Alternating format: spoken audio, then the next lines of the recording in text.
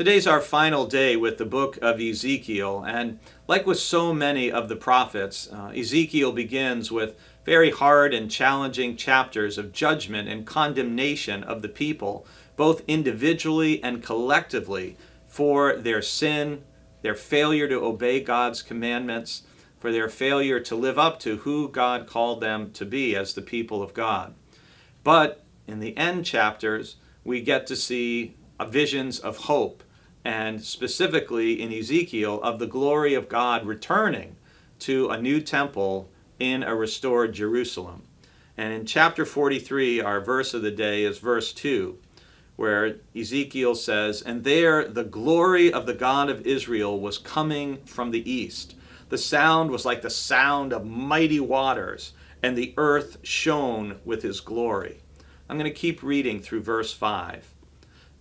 "The vision I saw was like the vision that I had had when he came to destroy the city, and like the vision that I had seen by the river Chebar, and I fell upon my face.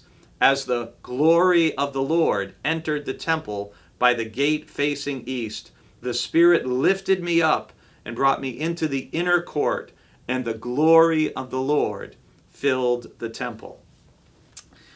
You hear in these few verses in the beginning of chapter 43 the repetition of the word glory, or the glory of the Lord. And this is kind of just the awesome presence of God coming into Jerusalem and the temple. And the glory of the Lord is something we read about in many passages throughout the Hebrew Bible, going all the way back to when Moses met with God alone on Mount Sinai, when Moses met with God at the tent, and the glory of the Lord is there and shone and is present. And it's interesting that in trying to describe what it's like, Ezekiel says it was like the sound of mighty waters, like that of a waterfall. I don't know if you've ever been to Niagara Falls or a place like that, and what that pounding sound is of mighty waters. And the earth shone with his glory like the brightness of the sun. And part of what we hear in this passage about the glory of the Lord are some echoes that will be picked up by John in the book of Revelation.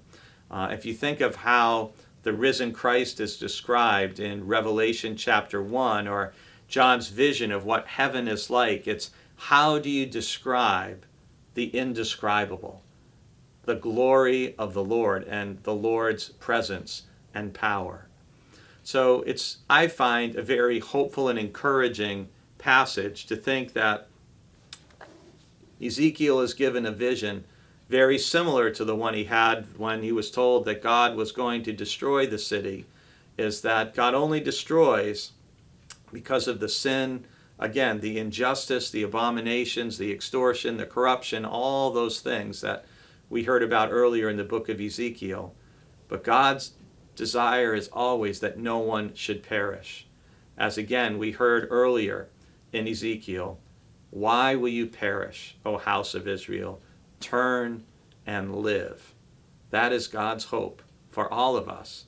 And God's glory returns in the hope of bringing us back to God's self.